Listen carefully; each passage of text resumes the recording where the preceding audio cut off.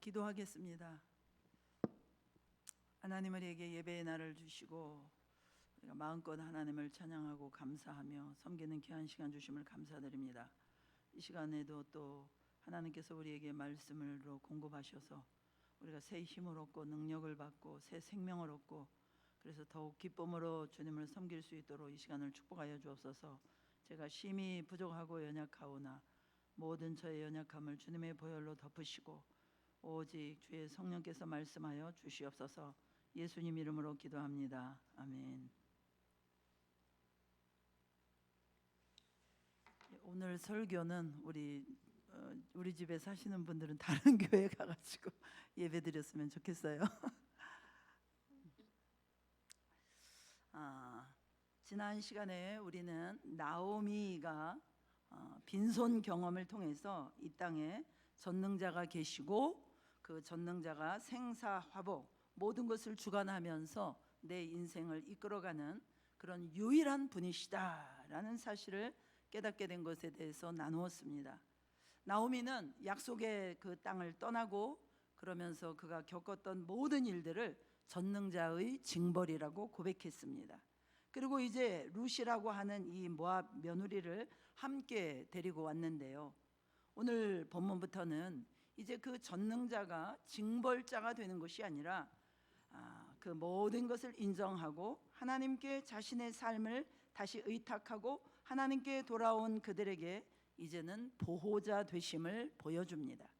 자, 오늘 본문은 그런 상황 속에서 하나님이 어떻게 일하시는지, 어떻게 회복시켜 주시는지 그 회복의 시작을 보여주는 말씀입니다. 아무것도 가진 것이 없이 남의 땅으로 들어온 룻, 그리고 그 절망 속에 있었던 나오미, 그러나 그들의 걸음 뒤에서 하나님은 이미 길을 준비하고 계셨습니다. 1절은 이렇게 시작합니다. 나오미의 남편 엘리멜렉의 친족으로 유력한 자가 있으니 그의 이름은 보아스더라. 나오미 남편 엘리멜렉, 이 집안의 가장입니다. 가장의 이름이 중요합니다. 왜냐하면 가장의 이름으로 분배받은 기업, 땅이 있기 때문입니다. 이스라엘은 고엘이라는 제도가 있습니다. 기업 물을 자라는 말을 히브리 말로 고엘이라고 하는데요, 이 고엘 제도는 뭐냐면 어떤 사람이 빚을 많이 져가지고 자기가 갚을 가능성이 없어요. 너무너무 힘든 상황이에요. 그러면 가까운 친척 중에 유력한 자가 있으면 그 사람이 고엘 제도를 통해서 빚을 면제해주고 그 기업을 다시 찾아서 돌려주는 것입니다. 보아스는 엘리멜렉의 친족이며 유력한 자다 그랬어요. 여기서 이 보아스가 친족이라는 것은 바로 이 기업 물어줄 수 있는 사람, 고엘이라는 것입니다. 그런데 친족이기는 한데 그 사람이 가난하고 그래서 자기도 힘들고 자기도 빚쟁이고 자기도 아무것도 없다면은 그거를 해줄 수가 없어요. 그런데 이 사람이 어떤 사람이라고 말합니까? 유력한 자라는 것입니다.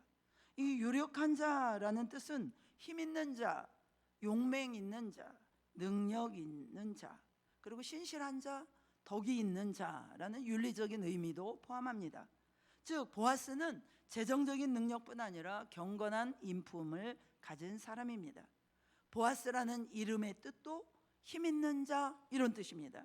그러니까 유력한 자 보아스 그러면 힘 있는 자, 힘 있는 자 이런 의미죠. 룻과 나오미는 이 사실을 몰랐죠. 그러나 그래서 그들의 미래가 굉장히 불안했고 오늘 하루 먹을 것도 없었습니다.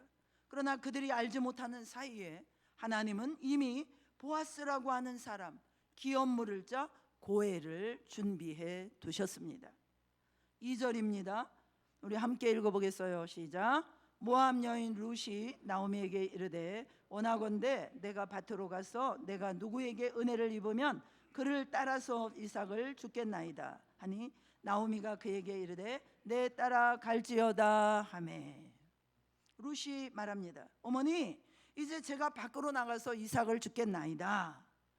여러분, 들판에 나가서 이삭 줍기를 한다는 것은 이스라엘 사람들이 다 쳐다보는 그런 곳으로 간다라는 거예요. 저 여자 모압 여자래, 저 여자 모함 여자래.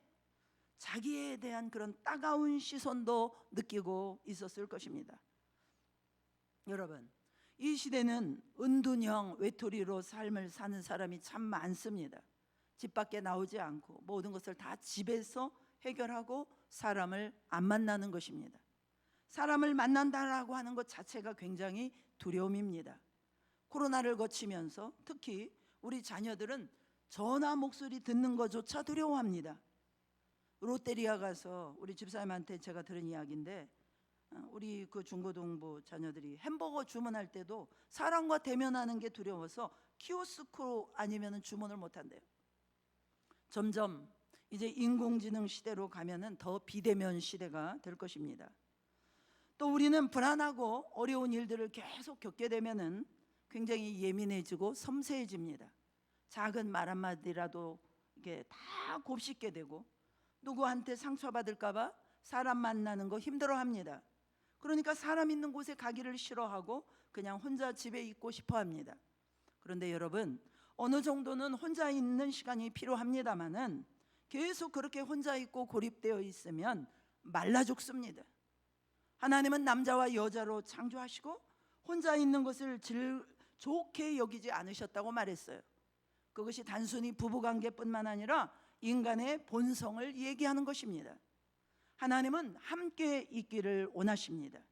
사람들과 어울리고 마음에 있는 이야기도 나누면서 힘들고 어려운 사람들을 또 대면하면서 고민도 하면서 갈등도 겪으면서 내가 어떻게 하면 이 안에서 자유로울 수 있을까 방법을 터득해가고 사람들과 부딪히고 두루두루 겪으면서 성장하고 성숙되는 것입니다. 왕따 당하기 쉬운 이 모함 여자 룻은 들판으로 나가서 이삭을 줍겠다라고 말합니다. 이삭을 줍는 것은 그 당시에 가장 가난한 극빈층임을 인정하는 거예요. 동네 사람들이 다니면서 이렇게 저렇게 보면서 야, 저 사람 인삭 줍네. 저 사람 진짜 먹고 살기 힘든가 봐. 저 사람 진짜 가난한가 봐. 그렇게 사람들에게 평가받을 수 있는 자리가 바로 이삭 줍기 현장입니다. 레위기 19장 9절로 10절에 보면은 추수할 때 전부 다 거두지 말고 모퉁이에 가난한 사람과 거류민들이 먹고 살 수 있도록 남겨놓으라고 말씀하셨어요. 이것은 최소한의 사회보장 제도였습니다. 룻은 누가 도와주겠지, 과부를 도와주는 제도도 있으니까 어떻게든 나를 도와줄 사람이 있겠지, 그냥 그러고 있었던 것이 아니라 룻은 박차고 일어났습니다. 그리고 밭으로 나갑니다. 그리고 이삭 줍기부터 시작합니다. 룻은 모압에서 잘 나가는 집안의 딸이었을 수도 있겠죠. 그런데 이방 땅에 와서 내가 하나님을 믿고 그 계보에 들어가기를 원한다는 그 이유만으로 이 땅에 와서 제일 먼저 해야 되는 일은 내가 가난하고 내가 누군가의 도움 없이는 살 수 없다는 것을 인정하는 것부터 시작해야 하는 것입니다. 그러니까 이런 일은 죽기보다 싫은 일이에요. 그런데 이걸 통과하면 엄청난 성숙을 가져다 주는 것이죠. 그래서 빈손 경험에서 회복되어질 때 하나님은 꼭 이런 경험을 시키십니다. 하나님하고 영적으로 회복되었다고 해가지고 하나님이 막 무슨 제네시스 차주고 한 방에 막 기적 이런 게 아니라는 거예요. 우리는 그러면 좋겠죠. 자존심도 안 상하고.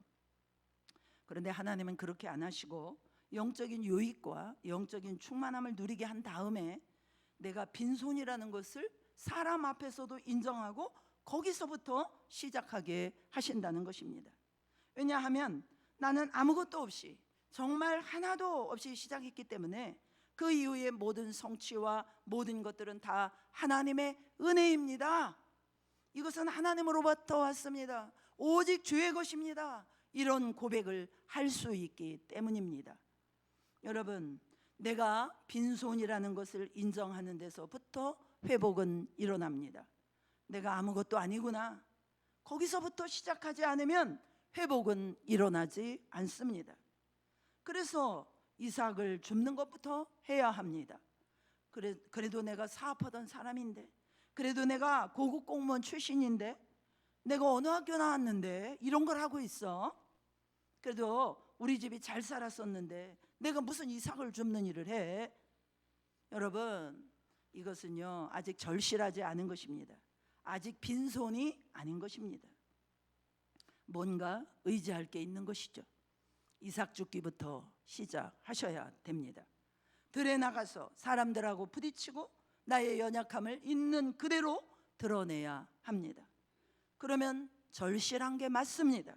빈손이 된 게 맞아요. 거기서부터 시작하는 것입니다. 사랑하는 성도 여러분, 눈에 보이지 않는 하나님, 영적인 세계도 싫지 않은 현실이지만 우리가 이 땅에서 발붙이고 살아가고 부딪히고 하는 이 모든 일 또한 현실이라는 거예요. 우리 학생들은 내가 하나님 믿는다고 공부 안 하고 그러면 안 됩니다. 우리 직장인들 출근했으면 일을 해야죠. 출근해서 기도만 하고 앉아있고 그러면 안 되는 거죠. 왜 9시 넘어서 출근했는데 일 안 하고 기도만 하고 있습니까? 내가 고등학생인데 하나님이 더 좋다고 맨날 성경만 보고 기타 치고 교회 와서 찬양만 하고 공부는 하나도 안 하고, 이것은 그냥 구름에 둥둥 떠서 살아가는 것입니다. 요 멘트 때문에 사실 제가 오늘 우리 집 사람들을 계셔갖고 사실 너무 설교자로서 부족합니다. 영이신 예수님은 이 땅에 눈이 보이는 모습으로 오셨어요.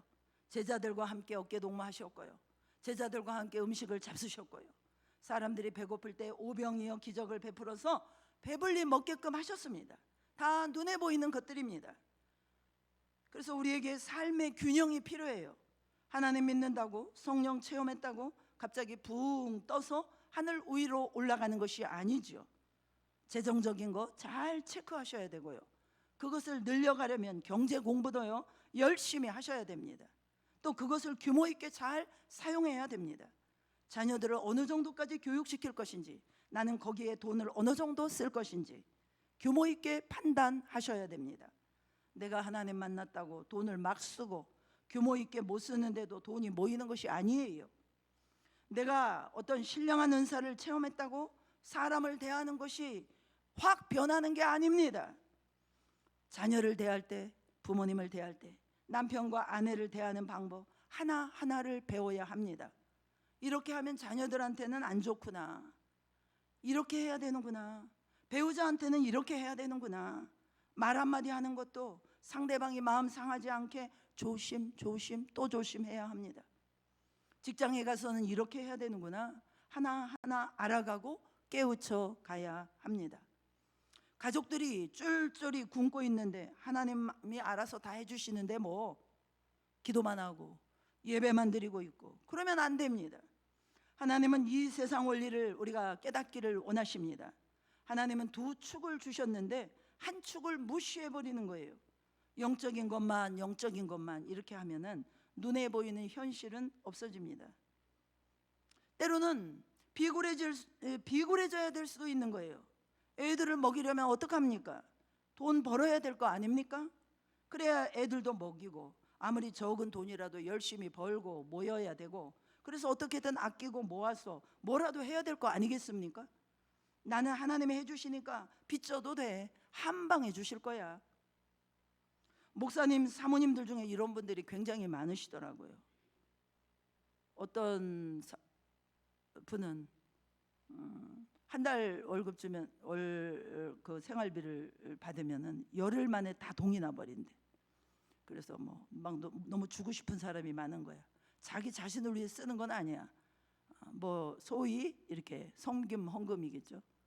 하나님 그러면서 야, 나는 그래도 나의 사사로운 거를 위해서 낭비하고 살진 않아, 그렇게 자부심을 가지시더라고요. 또 어떤 목사님은 개척교회를 오픈했는데 몇 년이 지나도 사람이 한 사람도 없어요. 그러면 어떻게 합니까? 애들은 커나가고. 목사님이 나가서 택시 운전이라도 해야 되는 거 아닙니까? 30년이 넘도록 도서관에, 공주대 도서관에 가셔가지고 성경만 보고 계세요. 사모님은 식당에 가가지고 일하시고 결국은 나중에는 사모님이 암병에 걸리시더라고요. 그런데 그것이 대단한 믿음인 줄 알아요. 여러분, 그것이 아닙니다. 여러분, 밥을 앞에다 놓고 입으로 들어오라고 열심히 기도만 합니까? 안 들어와요. 여러분이 숟가락을 떠서 입에 넣고 꼭꼭 씹어서 삼키고 소화를 시켜야 되는 거예요. 그것이 하나님께서 이 세상에 만들어 온 원리인 줄로 믿습니다. 아무튼 우리가 빈손 경험을 할 때 지나치게 영적인 거 하면서 영적으로 치우치는 것도 조심해야 하고, 또 반대로 영적인 것에서 갑자기 튀어나와 가지고 너무 이 세상 일에만 빠져서 사는 거, 이것 또한 치우친 것입니다. 두 가지를 병행해서 해야 돼요. 아까 찬양하면서 원고에는 없습니다만 제 고등학교 시절이 생각이 났어요. 저는 고등학교 때 굉장히 몸이 약했어요. 그래서 이렇게 딱 보니까 제가 대학에 못 갈 것 같더라고요. 이렇게 공부해가지고는. 저는 야간 자습을 해본 적이 없어요. 그래서 이제 두 가지를 하기로 결정했어요. 6시에 일어나서 교회 가가지고 1시간 기도했습니다. 그리고 이제 그때 얼마나 고등학생 때 잠이 많아요. 그런데 이제 잠을 못 잤기 때문에 아침에 와가지고 아침 자습을 하려면은 막 너무 졸려가지고 공부가 들어옵니까? 집중이 안 돼. 그래서 어떡합니까? 책을 들고 운동장에 등나무 밑으로 가서 서서 걸어다니면서 책을 보면서 외우고 공부했어요. 어떻게 됐을까요? 두 가지를 다 했을 때, 제가 변변히 제대로 다 하지는 못했을지라도 우리 반에서 5명이 지원했는데 저 혼자 합격한 줄로 믿습니다. 두 가지가 필요해요. 어떤 사람은 하나님께 기도는 안 해. 그리고 열심히 공부만 해. 그런다고 되는 게 아니에요. 또 어떤 사람은 하나님만 앞에 기도만 해. 그리고 공부는 안 해. 마찬가지예요.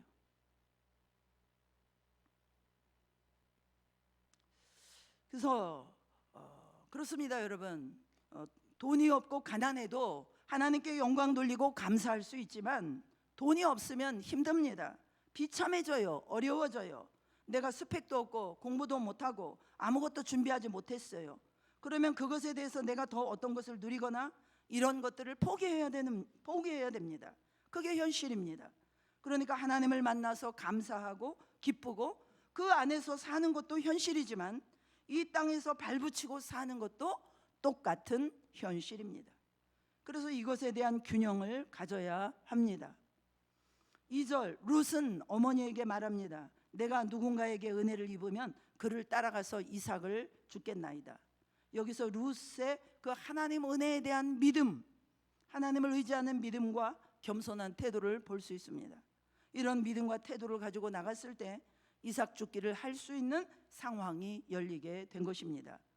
오늘 본문에 보아스라고 하는 사람과 룻이 마주치게 되는데요, 우리 3절 4절 함께 읽어보겠습니다. 시작.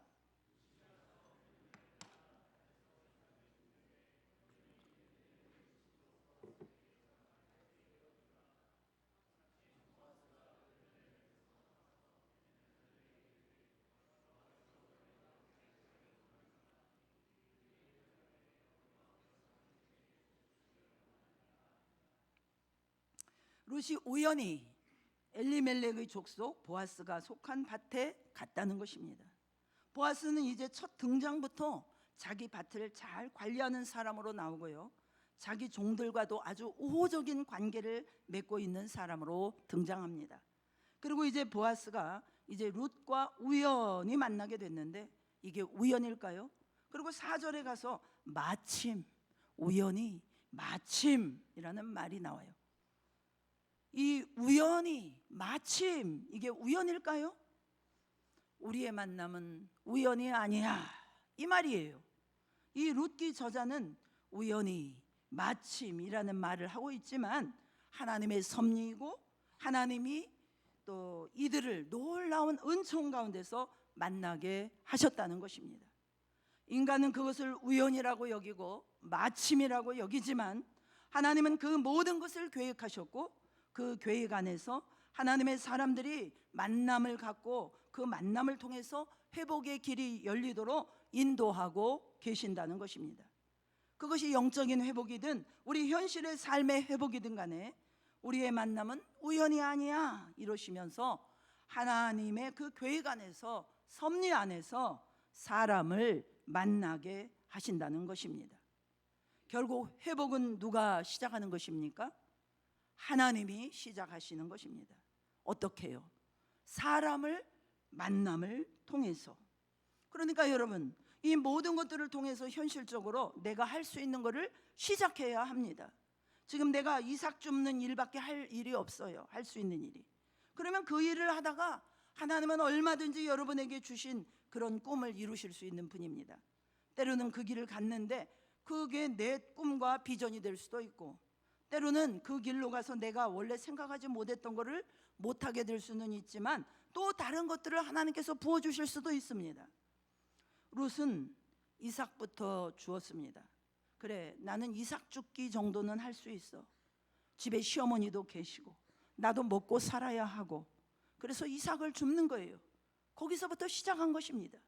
그랬더니 하나님이 우연히 마침 하나님이 섭리적인 만남을 갖게 하셨습니다.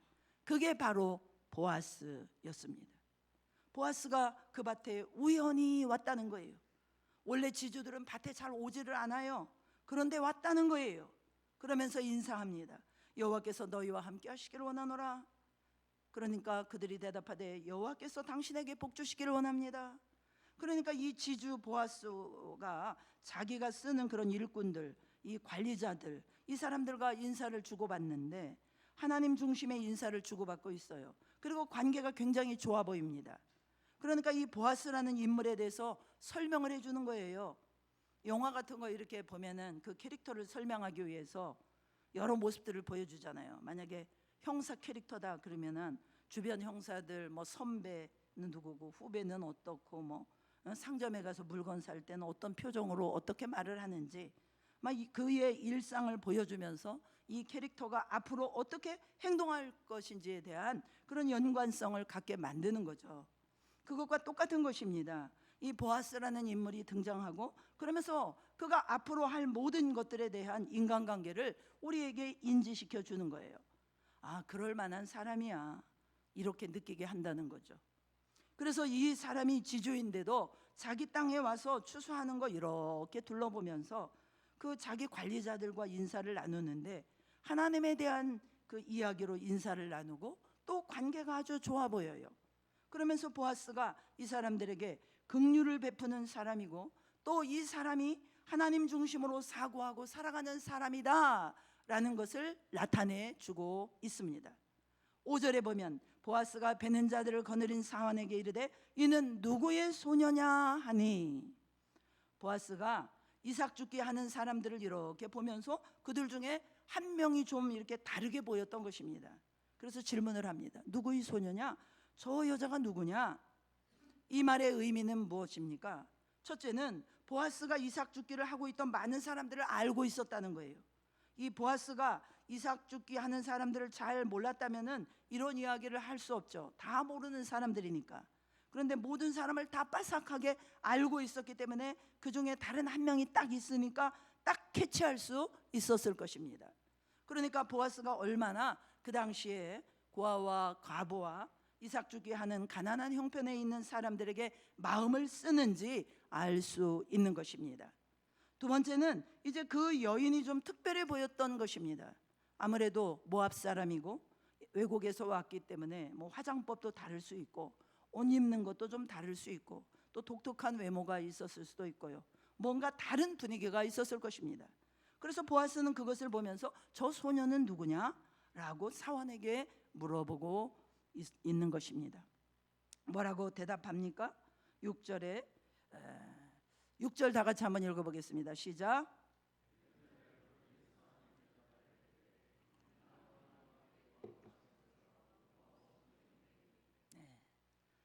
우리는 이 종의 말을 통해서 무엇을 알 수 있냐? 이미 그 지역에 소문이 파다하게 났다는 거예요. 나오미가 모압 여자 룻을 며느리를 데리고 왔대. 이게 소문이 파다하게 난 거예요. 그래서 7절 그의 말이 나로 베는 자를 따라 단 사이에서 이삭을 줍게 하소서 하였고 아침부터 와서는 잠시 집에서 쉰 외에 지금까지 계속하는 중이니이다. 이 사환이 계속해서 말을 하는 것입니다. 모압 소녀예요. 나오미가 데려온 모압 며느리 맞습니다. 그의 말이 나로 베는 자를 따라 이삭을 줍게 하소서 이렇게 물어보길래 하라고 했습니다. 이 말이에요. 이제 여기에서도 룻의 태도를 알 수가 있습니다. 룻은 그 당시에 이삭 죽기를 할 수 있는, 어떻게 보면 하나님께서 정하신 그런 율법에 정하신 것이고, 그래서 허락받지 않고도 그냥 그곳에 들어가서 이삭 죽기도 할 수 있었을 거예요. 그런데 룻은 어떤 사람이었습니까? 모든 것을 절차를 지키고 물어보고 허락을 받고 그 일을 하는 사람이었다는 거예요. 룻이 집에서 나설 때에도 나오미 시어머니에게 내가 은혜를 얻으면 이삭 죽기를 할 수도 있겠습니다 라고 허락을 받거든요. 율법에 명시가 돼 있고 그 당시 사회 통념적으로 이것은 당연히 가난한 자들에게 누릴 수 있는 권리예요. 그렇지만 이 룻은 어떤 사람이었습니까? 이걸 당연한 권리로 여기는 게 아니라 이걸 은혜로 여겼던 것입니다. 지금 우리 사회에서 어떤 사람들은 은혜로 그것이 주어지는 것임에도 불구하고 자신의 권리를 지나치게 주장함으로써 그것이 은혜임을 발견하지 못하는 사람들이 많습니다. 이것은 내가 누릴 당연한 권리야, 이건 내 권리야, 이거는 내 거야, 권리만 주장하고 어떻게 하면 이 권리를 더 많이 누리면서 살 수 있을까, 이것만 생각해요. 여러분, 어떤 인생이 좋은 인생입니까? 그것을 은혜로 알고 그 은혜를 갚기 위해서 살아가는 인생이 훨씬 더 좋은 인생인 줄로 믿습니다. 모두가 이삭 죽기는 나의 권리야, 율법에 명시돼 있어, 이렇게 생각할 수도 있었겠지만 룻은 이것을 은혜로 여겼어요. 그렇기 때문에 그것을 하기 전에 허락을 받고 모든 절차를 지켰던 것입니다. 저 여자는 누구냐? 주인이 물어봤을 때 이 사환이 저 여자는 나오미와 모압에서 온 모압 여인인데요, 그런데 저 여인이요 아침부터 와가지고 중간에 잠깐 집에서 쉰 거 빼놓고는요 정말 열심히 일하고 있습니다. 저 사람 모압에서 왔다고 좀 선입견 뭐 그런 게 있을지 모르겠지만요, 하루 동안 보니까요 진짜 부지런한 사람이에요. 어떻게 저렇게 이삭 죽기에 열중할 수 있는지, 이것이 사환의 평가였다는 것입니다. 룻의 입장에서는 어땠을까요? 얼굴을 이만큼 가리고 내 외모가 티가 나면 안 돼, 내가 모압에서 왔다는 거 드러나면 안 돼, 그리고 나를 가난한 사람 취급하고 내가 그래도 모압에서는 잘 나갔는데 난 진짜 이거 너무 창피해, 마지 못했어. 조금씩 사람들 틈에서 숨어가지고 조금씩만 주어야지. 그러다가 아유 못해 먹겠다 싶으면 집으로 주랭 넘쳐야지. 그러면 어쩌면 사환은 주인인 보아스가 저 여자 누구지? 라고 물어봤을 때 저 여자 모압 사람인데요 많이 적응이 좀 안 되나 봐요. 그래서 지금 하는 동 마는 동 좀 불쌍해 보입니다. 이런 어떤 사환의 평가를 받게 되지 않았을까요? 그런데 룻은 그러지 않았습니다. 내가 지금 하는 일이 부끄러운 일이라고 생각하지 않고 오히려 이것을 은혜로 여기고 이런 일이 내게 주어졌다는 것을 감사하면서 겸손한 태도로 최선을 다해서 부지런하게 하고 있었던 것입니다. 이것이 룻의 강점입니다. 그리고 이것이 성숙한 사람의 특징입니다. 그리고 회복되는 인생은 바로 이러한 모습을 갖고 있다는 것입니다. 그래서 여러분, 우리가 주님 앞에서 회복되기를 원한다면 모든 것을 은혜로 여기셔야 됩니다. 이건 당연한 권리지, 거기에는 감사가 없습니다. 또 은혜에 대해서 보답하고자 하는 마음도 없습니다. 나라에서 어떤 혜택을 주는 것이든 직장에서 어떤 혜택을 주든 살면서 누군가 나에게 도움의 손길을 베푸는 것들, 교회에서 어떤 혜택을 주는 것들, 이것을 당연한 걸로 여기면 감사가 없습니다. 그것에 보답하고자 하는 마음도 없습니다. 그런데 오늘 룻은 어떻게 여깁니까? 하나님이 만들어 놓은 당연한 사회보장 제도인 이삭 줍기를 하면서도 허락을 받고 그것을 은혜로 감사로 여기면서 부지런하게 그 모든 일을 해나가고 있었다라는 것입니다. 여러분, 룻의 태도가 보이십니까? 저와 여러분이 삶의 모든 일들을 은혜로 여기시기를 축복합니다. 사람들이 돕는 것도 은혜, 사람들이 나에게 쓴소리 해주고 조언해 주는 것도 은혜, 내가 일할 수 있는 것도 은혜, 내가 이렇게 숨쉬고 살아갈 수 있는 것도 은혜, 식탁에서 먹을 수 있도록 공급해 주신 것도 은혜, 이 모든 것들을 은혜로 알고 감사하는 여러분들 되시기를 축복합니다. 그런 인생의 태도가 여러분의 인생을 바꿀 것입니다. 여러분의 인생의 태도가 여러분의 삶을 회복시켜 줄 것입니다. 여러분이 보아스라면은 이런 평가를 받고 있는 이 롯에 대해서 어떤 생각을 가지겠습니까? 또 어떻게 해주고 싶겠습니까? 막 부끄러워서 어쩔 줄 모르고 하는 둥 마는 둥 하고 막 마음 막 이렇게 쭈삣거리고, 그래도 아마 보아스는 주고 싶은 마음이 있었을 것입니다. 그런데 그 여인이 와서 당당하게 부지런하게 일하는 모습을 보면서 아마도 도와주고 싶은 마음이 곱하기 2 되었을 것입니다. 여러분, 부지런함과 성실함은 하나님께서 우리에게 요구하시는 덕목입니다. 성경은 부지런함에 대해서 어떻게 얘기합니까? 잠언 10장 4절에 손을 게으르게 놀리는 자는 가난하게 되고 손이 부지런한 자는 부하게 되느니라.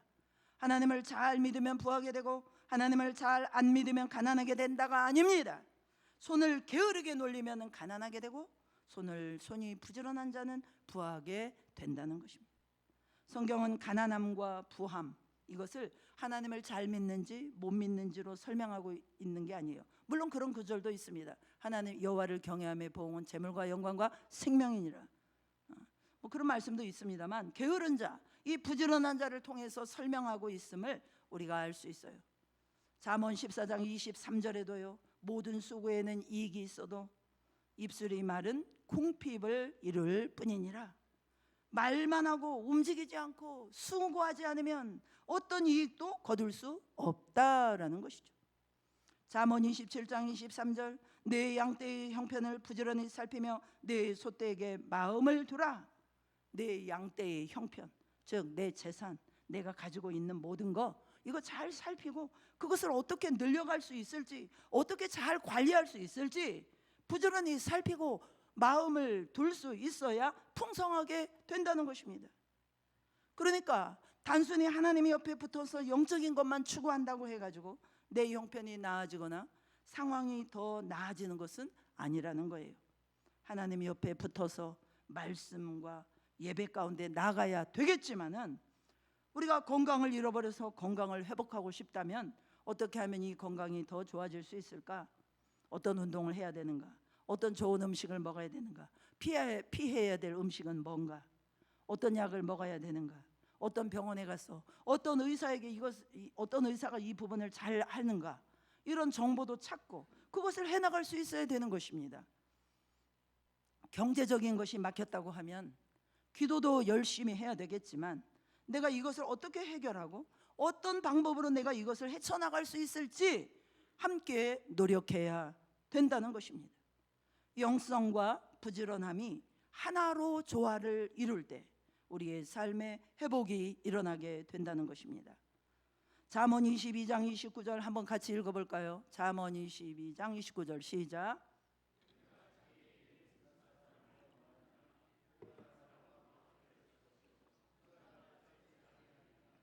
심지어 잠언은 능숙해야 된다 이렇게 말씀하고 있죠.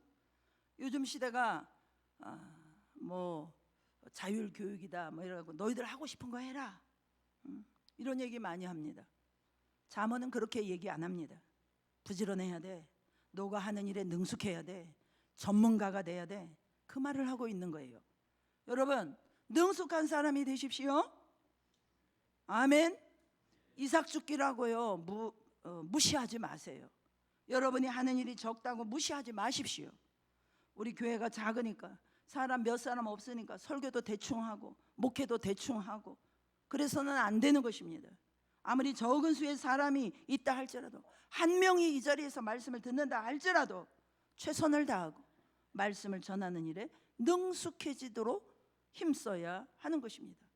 아유, 사람도 별로 없는데 뭐 오늘은 대충 하자 이런 게 아니에요. 내가 하는 일이 무엇이든지 간에 능숙해지는 저와 여러분 되시기를 주님의 이름으로 축복합니다. 잠언 12장 24절에 부지런한 자의 손은 사람을 다스리게 되어도 게으른 자는 불임을 받느니라. 부지런한 사람은 그 일에 능숙해지고 그 모든 것을 잘 알게 되기 때문에 사람들을 다스리게 된대요. 매니저가 된다는 겁니다. 팀장이 된다는 거예요.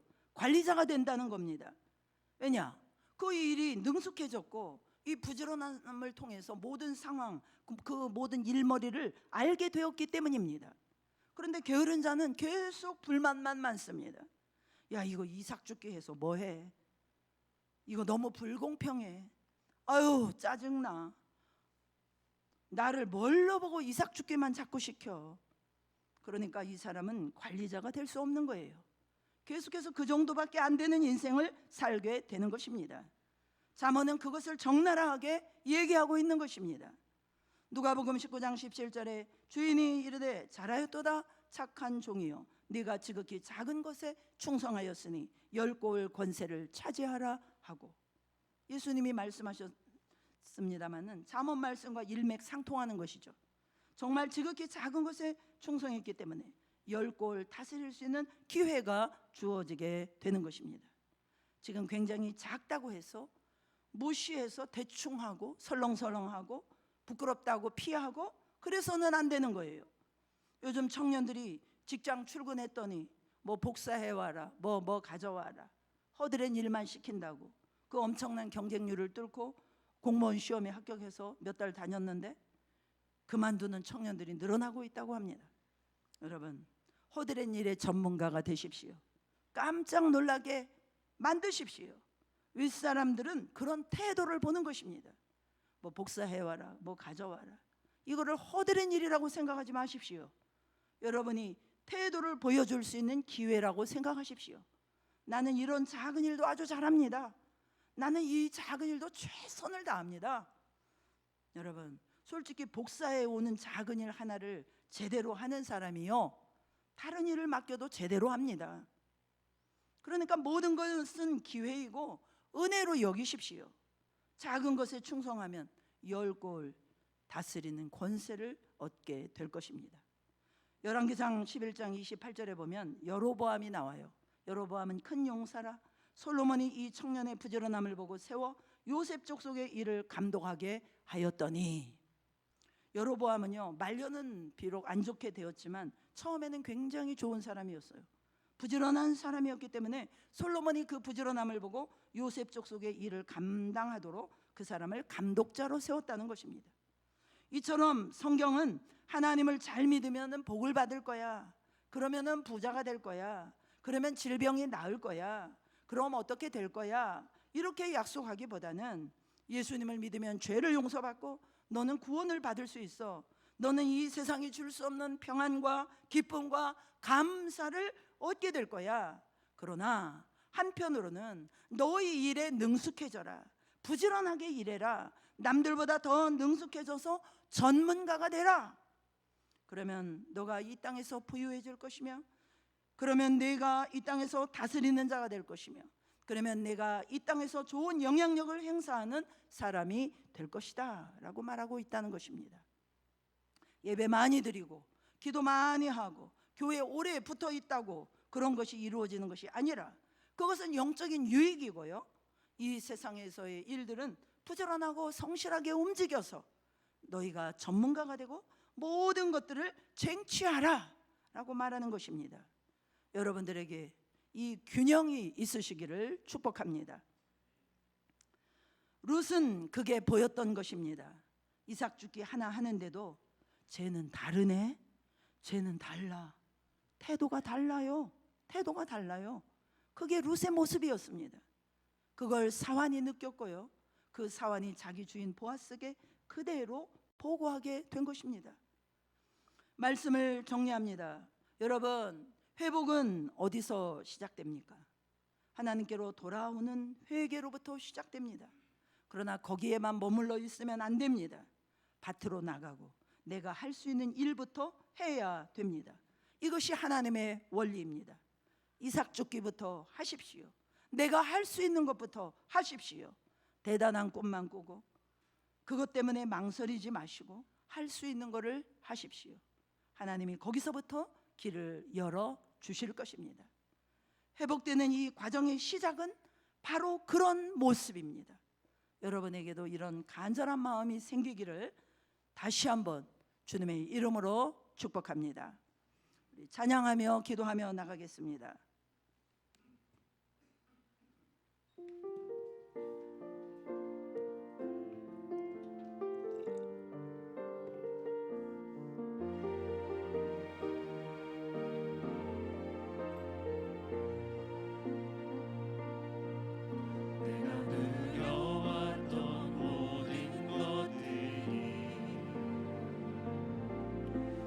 지나왔던 모든 시간이 내가 걸어왔던 모든 순간이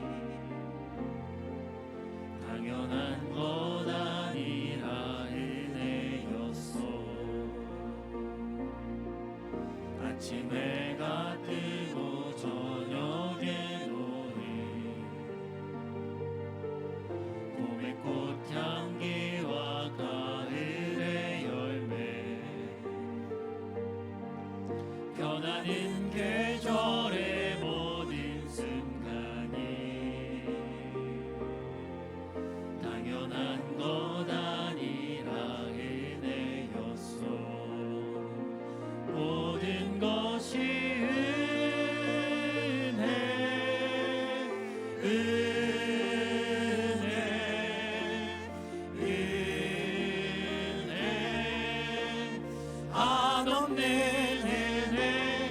삶에 당연한 건 하나도 없었던 것은 모든 것이 은혜였어. 내가 이 땅에 태어나 사는 것, 이 땅에 태어나 사는 것, 어린아이 시절과 지금까지 숨을 쉬며 살며 꿈을 꾸는 삶 당연한 건 아니라 은혜였어. 내가 하나님의 자녀로 살며 오늘 찬양하고 예배하는 삶 복음을 전할 수 있는 축복이 당연한 것 아니라 은혜였어. 모든 것이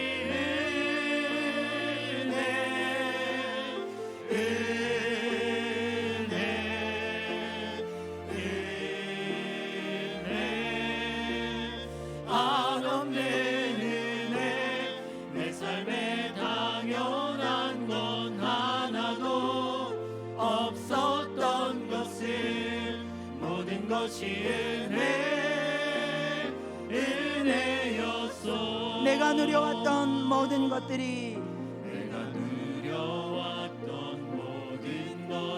내가 지나왔던 모든 시간이, 내가 지나왔던 모든 시간이, 내가 걸어왔던 모든 순간이, 내가 걸어왔던 모든 순간이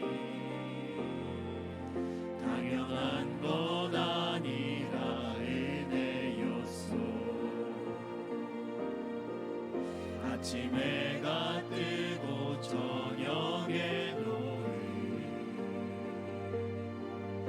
봄의 꽃향기와 가을의 열매 변하는 계절의 모든 순간이 당연한 것 아니라 은혜였어. 모든 것이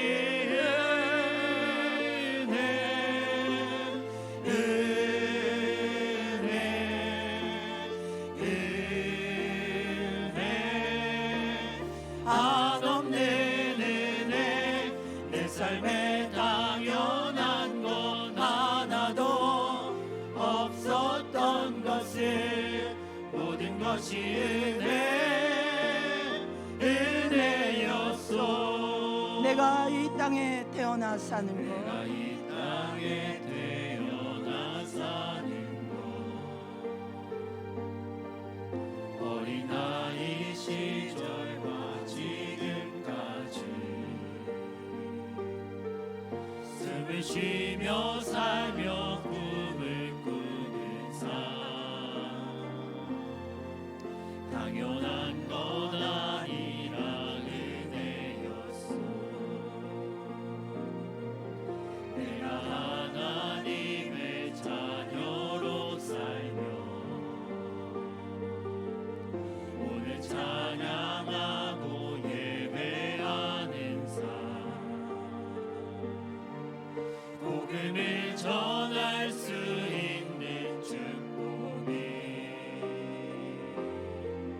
당연한 것 아니라 은혜였어. 모든 것이 은혜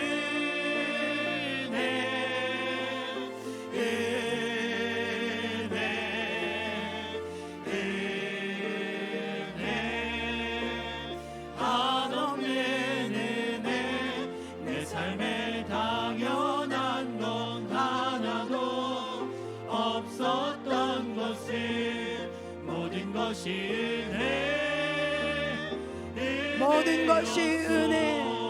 그렇습니다. 모든 것이 은혜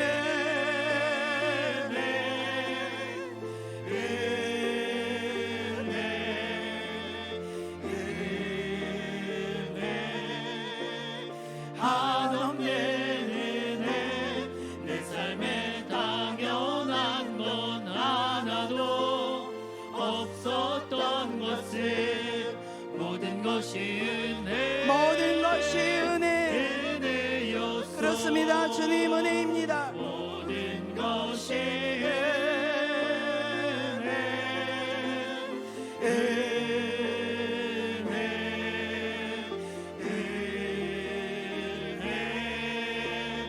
한없는 은혜 내 삶에 당연한 건 하나도 없었던 것을 모든 것이 은혜 마지막으로 고백합니다.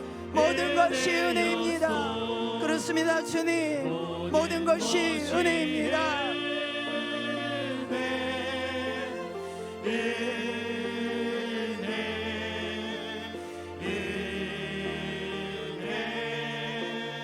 한없는 은혜 내 삶에 당연한 건 하나도 없었던 것을 모든 것이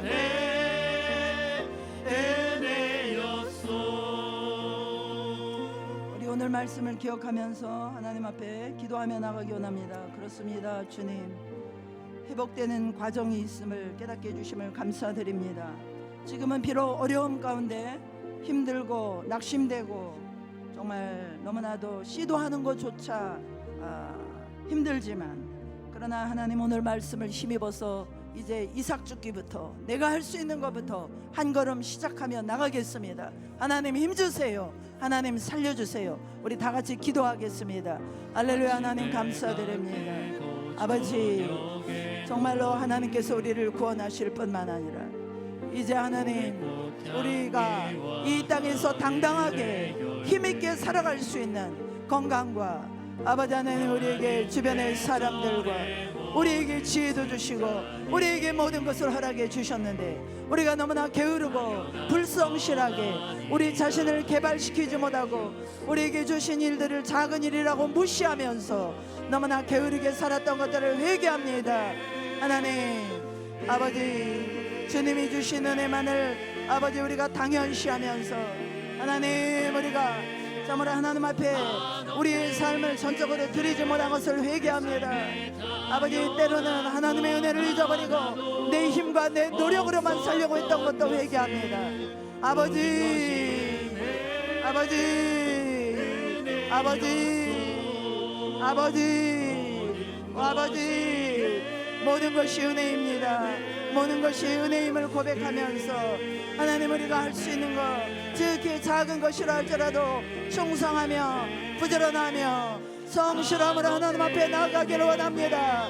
끝까지 충성하기를 원합니다. 하나님, 우리에게 힘 주시옵소서. 우리의 영혼을 살려주시고 우리의 영혼에 힘을 주시옵소서. 할렐루야. 하나님 함께하여 주시옵소서. 이 시간에 우리가 중보하며 나가기로 합니다. 또 우리 교회 또 지체들 가운데 또 낙심하며 또 질병 가운데 또 힘이 없으셔서 연약하신 분들, 하나님 힘 주시옵소서. 내가 할 수 있는 작은 것을 할 때 놀라운 회복의 역사가 일어나게 하여 주시옵소서.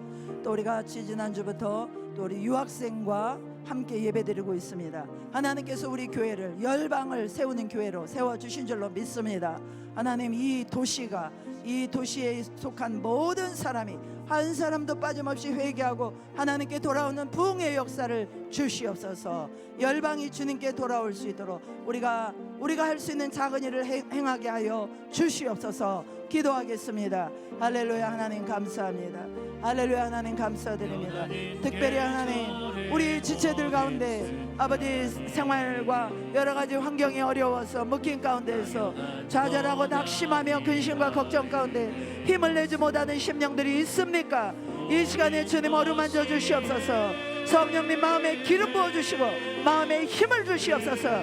하나님 아버지, 그래서 아버지 다시 한번 이제 일어나서 내가 할 수 있는 일이 비록 작은 것이고 남들이 알아주지 않는 일이라 할지라도 하나님, 그것부터 내가 할 수 있는 이삭 죽기부터 시작할 수 있도록 용기를 주시고 힘을 주시옵소서. 힘을 주시옵소서. 하나님, 우리 교회를 열방을 세우는 교회로 세워주심을 감사합니다. 하나님 아버지, 이 공주도시 전체가 하나님 앞에 돌아오는 회복의 역사가 일어나게 하시고 회개의 역사가 일어나게 하시고 부흥의 역사가 일어나게 하시고, 그래서 아버지 하나님이여, 열방이 주님께 돌아오는 역사들이 일어날 수 있도록 하나님 은혜를 베풀어 주시옵소서.